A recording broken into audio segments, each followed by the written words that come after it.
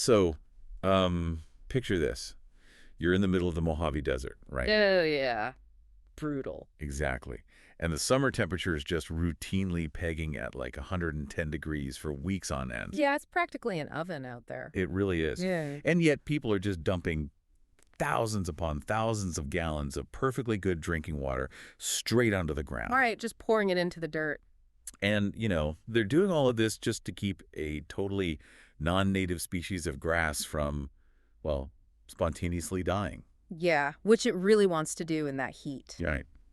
So today we are looking at why the traditional American lawn has essentially become this like really expensive, uncancelable luxury subscription service. That's a really good way to put it. And we're going to talk about how people are finally engineering their way out of it. So welcome to the deep dive. Thanks. I mean, it's a massive topic. It is. We're exploring this huge fundamental shift in how people and businesses are rethinking their backyards, specifically in these extreme climates like Southern Nevada. Yeah, because it is just a total paradigm shift. I mean, you really have to realize that sustaining a natural lawn in that specific environment is, it's a profound battle against nature. Right, you're fighting the desert. Exactly. You are trying to force a microclimate to exist in a geographical location where it fundamentally, just does not belong. Yeah, it makes no sense when you really think about it. No, it doesn't. And for a really long time, homeowners just sort of accepted the cost of that battle as normal. Like it was just the price of having a house. But they aren't accepting it anymore, which is what actually brings us to our source material today. Oh, yeah, the Henderson guides. Oh, Yeah. we're pulling from this really fascinating stack of service guides, some frequently asked questions, and industry blog posts. They're super detailed, too. They really are. They're from earlier this year, specifically like April through June of 2026. Written by John Constantine, right? Yep, John Constantine. He's a landscaping expert for a local Henderson, Nevada company called Henderson Artificial Turf. It's some great on-the-ground perspective. It is. So our mission for you today is to basically tear up the traditional landscaping rulebook. I love that. Let's tear it up. Right. We are going to explore the hidden compounding costs of natural grass and uncover the engineering, the material science, and, the economics that are driving this massive synthetic turf revolution. Because the conversation has completely evolved past mere aesthetics. I mean, it's not just about looking pretty anymore. Right. It's way deeper than that. When you look at the real-world data coming out of neighborhoods in Clark County, this is no longer about just having a green yard. Yeah. It's about critical resource management, these brutal environmental realities, and, well, very simple, unavoidable math. Okay, let's unpack this. I want you to really put yourself in the shoes of a homeowner in Henderson, Nevada. Okay, and I'm there. You've got this natural lawn out back, Right. probably fescue or Bermuda grass, which those are incredibly common out there. Right, they're everywhere. Having this lawn isn't just a weekend chore. It is exactly like being trapped in a subscription service that you just cannot cancel. Oh, and the monthly fee just keeps going up. Exactly. The recurring costs are completely relentless. I mean, they attack you from multiple angles. Yeah, and it's not just the water bill, right? Right, although that is obviously the most glaring issue, but there's so much more to it. Well, let's talk about the sheer time and labor first, because, you are out there mowing in blistering heat. Just sweating through your shirt. Yeah. You're fertilizing, you're weeding, you're aerating. Yeah? You could easily burn like 5 to 10 hours a month just on manual labor. And that's not even counting the mental energy. Exactly, the psychological toll. You spend, 3 to 4 hours a month just tinkering with sprinkler timers? Oh, the constant adjusting. You're constantly adjusting zones and pressing buttons to ensure the water hits the grass at the exact right minute before the sun comes up? Just so your yard doesn't turn into a brown, crispy wasteland by mid-July. Exactly. It's a part-time job. It really is. And that water usage, that's where the desert reality truly asserts itself. Yeah, because we aren't just talking about a quick sprinkle here and there. No, not at all. Keeping fescue alive through a Nevada summer requires tens of thousands of gallons of water per household over a single season. That is just a staggering amount of water. It is. And the Southern Nevada Water Authority, they have these strict really aggressive water conservation mandates in Right, place. because they literally have to. Exactly. They monitor residential water usage closely, and they implement tiered pricing. So the more you use, the more expensive it gets per gallon. Spot on. So excessive irrigation doesn't just drain the local reservoir. Which is already facing historic shortages, by the way. Right, exactly. It also triggers these punitive pricing tiers that just absolutely decimate your monthly utility budget. So you are basically paying a massive premium just to fight the climate. Yeah, and losing. Plus, you're buying weed control chemicals, seasonal fertilizers, replacing broken sprinkler heads that the lawnmower inevitably chops off. It's a compounding financial drain. But, okay, there was a detail in this material that honestly blew my mind because I had never even considered it. Oh, the pest issue. Yes, it's not just the water and the weeds. Right. What's fascinating here is the hidden ecological side effect of all that watering. Yeah, break that down because this is wild. Well, when you heavily irrigate natural grass in a parched desert environment, you are basically creating a highly concentrated oasis. Right. Like a magnet for everything alive. Exactly. That moisture and all that decaying organic matter attracts an entire ecosystem of pests. You are literally building and watering a rodent hotel. That is exactly what it is. You are directly inviting grubs and ants into your yard. Gross. And then, those attract larger insects, which then attract field mice and roof rats. Oh man, roof rats. That's terrifying. It's a real problem. They are drawn to the moisture in the soil and the root system of a traditional lawn. So now, on top of your inflated water bill and your fertilizer costs, you find yourself locked into, like, ongoing pest control contracts. Yep. Paying someone every month to spray toxic chemicals around your house. Just to deal with the inevitable infestations that your own lawn is actively encouraging. Exactly. It's a cycle. It's a total eviction notice for the grubs when you rip it out, though. Oh, absolutely. Because if you remove the natural grass, you're completely removing the food source and the nesting grounds, right? Yes, 100%. Yeah. The synthetic fibers are entirely sterile and, well, they're basically uninhabitable for common yard pests. Because there's nothing for them to eat. Right. There is no biological material for a grub to feed on and no moisture-retaining soil for rodents to burrow into. That makes total sense. The turf naturally pushes these bugs and rodents away from your home's foundation because there's simply nothing there to sustain them. Okay, so looking at all of this, the staggering water bills, Uh-huh. the endless hours of weekend maintenance, the chemicals, the literal rat hotels. The rat hotels are the worst part. Right. Switching to a synthetic lawn just sounds like an absolute no-brainer at this point. On paper, yeah, it really does. But I have to play the skeptic here for a minute. Go for it. Because I know what you are probably thinking listening to this. Because I was thinking the exact same thing when we started looking to the sources. It's important to approach this critically. I mean, this is a significant property investment. So what is the primary reservation? The heat. Yeah. We are talking about the Mojave Desert. On a 110-degree July day, synthetic materials absorb heat. They do. They definitely get warm. They will absolutely get warmer than natural grass, which, cools itself through transpiration. Right. So, aren't we just replacing a water-guzzling lawn with a giant green plastic frying pan? That is the classic argument, yeah. I mean, if you have kids playing outside or a dog, a 110-degree plastic mat sounds like a literal nightmare. It really is the most common and honestly absolutely the most valid initial concern people have. Okay, so how do they solve it? Well, this is where we have to separate the outdated, 1990s idea of cheap, thin AstroTurf from the modern stuff. Right, the mini golf carpet. Yeah, exactly. We have to separate that from the highly engineered material science we are discussing today. Gotcha. Because the industry has evolved specifically to mitigate this exact extreme heat profile. Wait, don't just say material science. Like, how do they actually stop this stuff from burning your feet off? Fair question. Because plastic in the sun gets hot. That's just physics.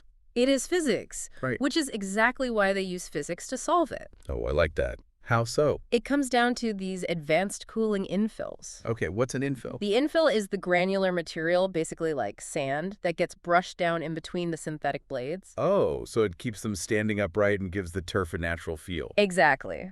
Now, older installations, they used standard black crumb rubber. Oh, I remember that. The little black pellets that got everywhere. And that stuff absorbed and radiated heat terribly. Right, it was like walking on hot asphalt. Precisely.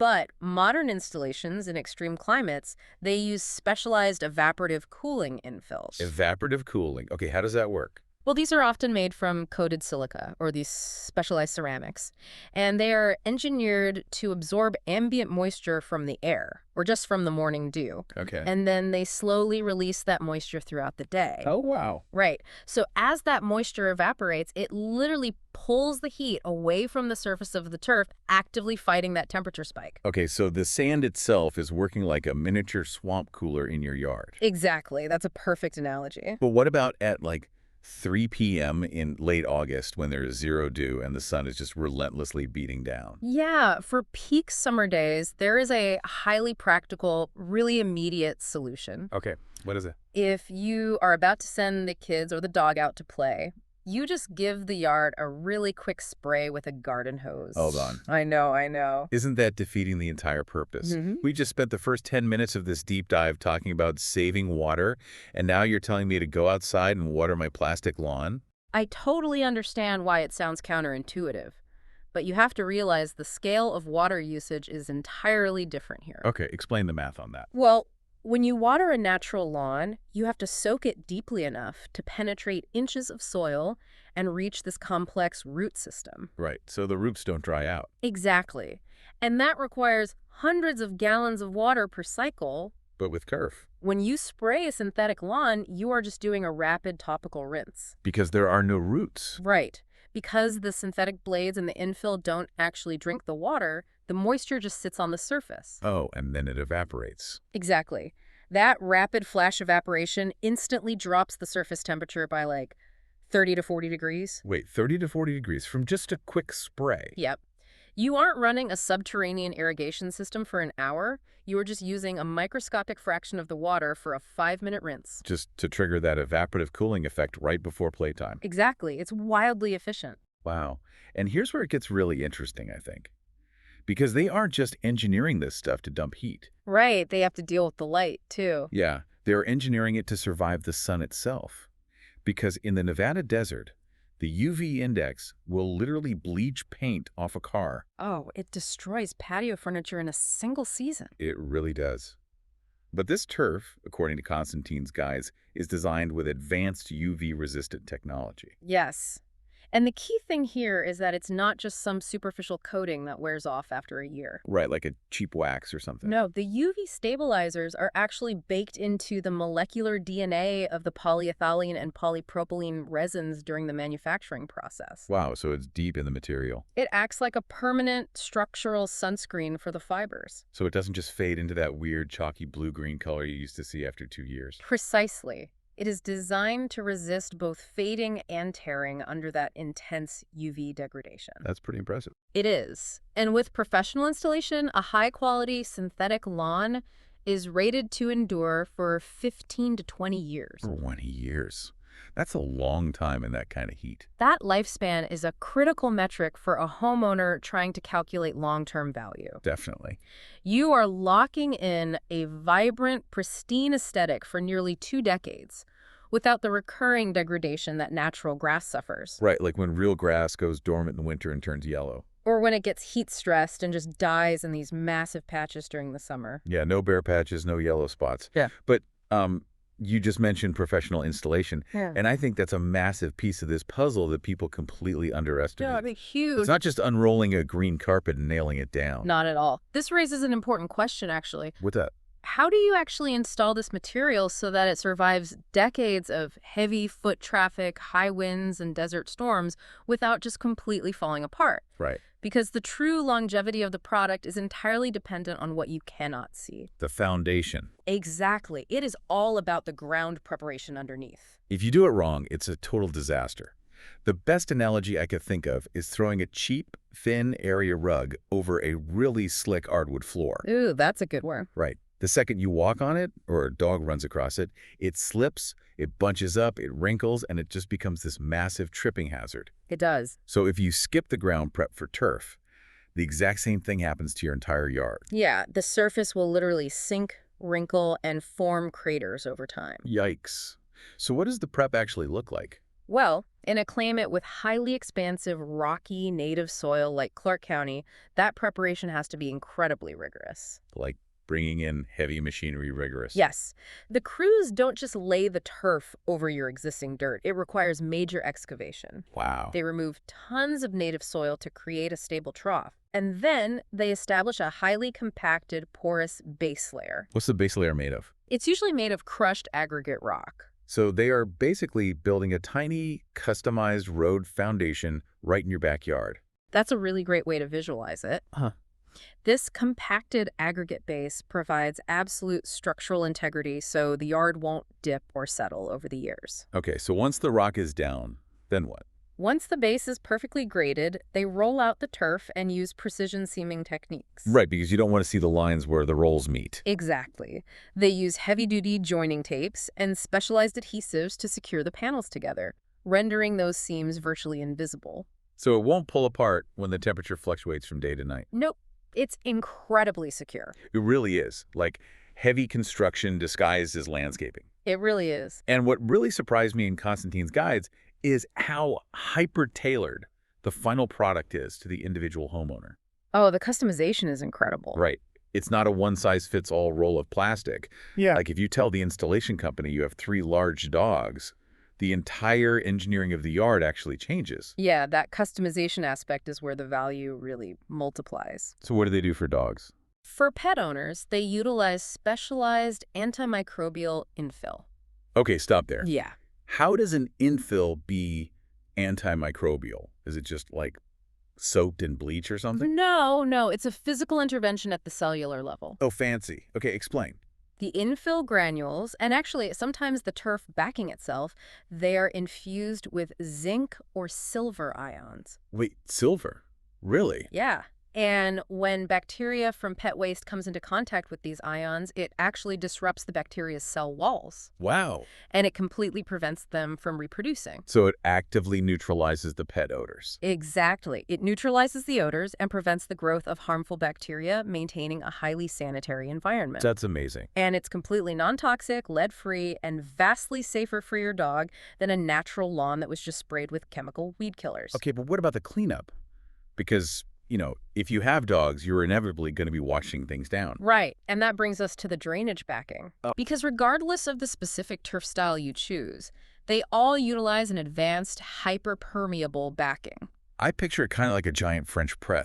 Kinda. Like when those rare but insanely intense desert flash floods hit, or, you're just hosing off the dog area, the water doesn't just pool on top. No, not at all. It flows straight through the turf backing into that crushed rock base we talked about earlier and just dissipates into the ground. Exactly. The drainage rates on these modern turfs are honestly staggering. Like how fast? They are often draining hundreds of inches of water per hour. That's insane. So the surface is dry and usable almost immediately after a storm stops. That is super convenient. But most importantly for a homeowner, it completely eliminates mud. Oh, my goodness. Yes. Right. There's no mud to be tracked into the house by the kids or the pets. Honestly, zero mud might be worth the price of the installation all by itself. A lot of people feel that way. And it's not just for pets either.